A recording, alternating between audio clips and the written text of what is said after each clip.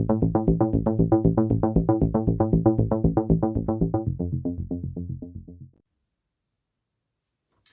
everyone, welcome back to my channel. Today I'm reviewing Avatar: The Way of Water. Of course, this is the sequel to the 2009 film Avatar, of course, also again directed by James Cameron. This obviously picks up, this movie takes place 10 years or so after the original. Of course, it's still bringing back the same cast. Jake Sully, played by Sam Worthington, and Neytiri, played by Zoe Saldana.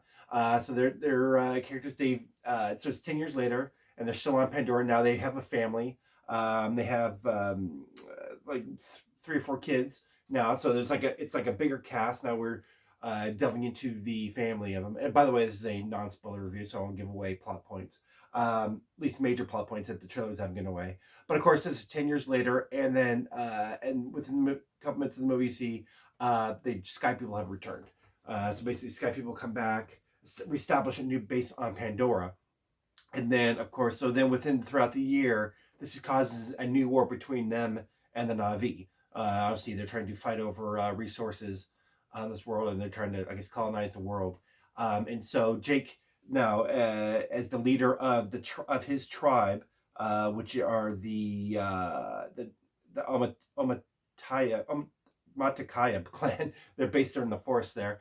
He's the leader, and so he leads like a guerrilla war against the Sky People and their army.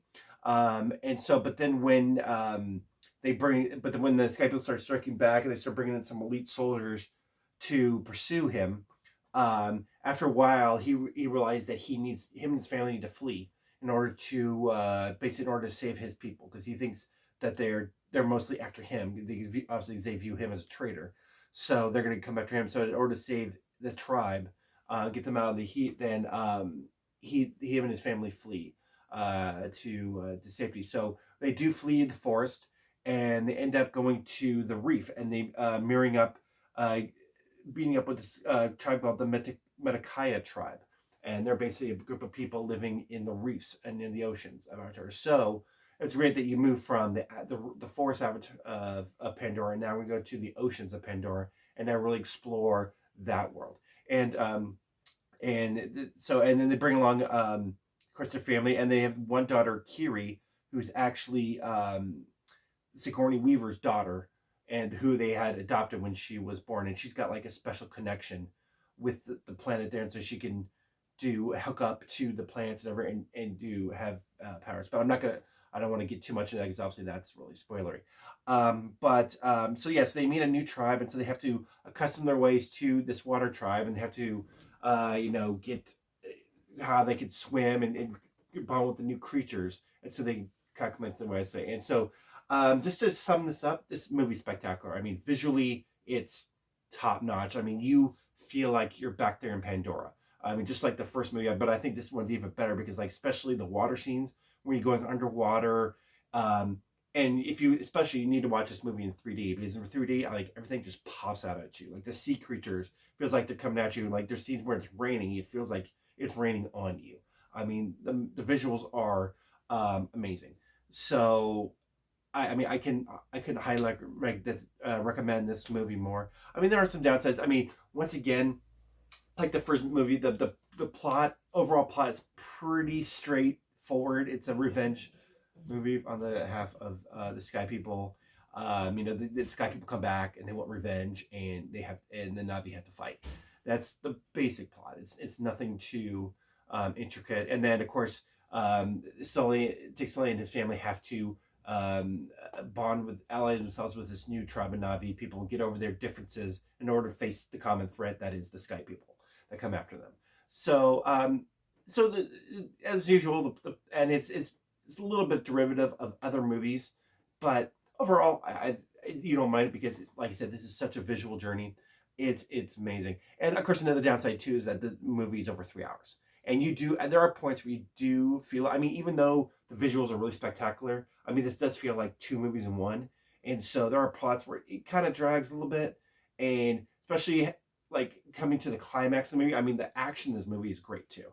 I mean, there's actual this awesome movie between the fighting scenes are great, they're mesmerizing, but it does drag a little bit because you're like, okay, he's kind of lengthening this fight a little more than it has to be. Then every one of these characters has to be in peril, so you have to focus on them and how they're going to get out of it. And so it does kind of drag the movie a little bit.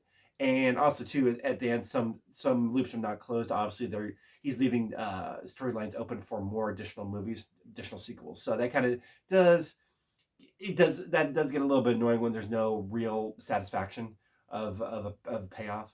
But you know, I mean, but you know, I do definitely want to see these sequels I've read. Other than those minor critiques, this was an amazing movie, and I am definitely down for more.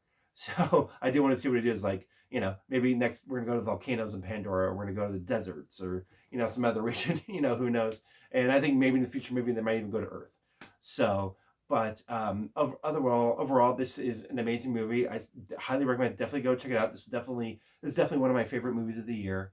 This is probably the highest grossing movie of the year, and it's perfect kind of movie to see with friends and family, especially to see it like an IMAX 3D because it is just a visual spectacle, and it will like jump at you, and you'll literally walk out of there going, "Wow, what did I just see?" I mean, that's just so much to process. So definitely, James Cameron knocks it out of the park again with this movie. I can see why it took 13 years to make because it's such an intricate movie. So much happens going on in this movie. So I think it was definitely worth the wait, though.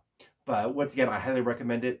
Avatar, go out and see it, and it's definitely a joy. So once again, thank you everyone for tuning in to my channel. And if you've seen Avatar 2, Way of Water, comment below and tell me what you thought of it.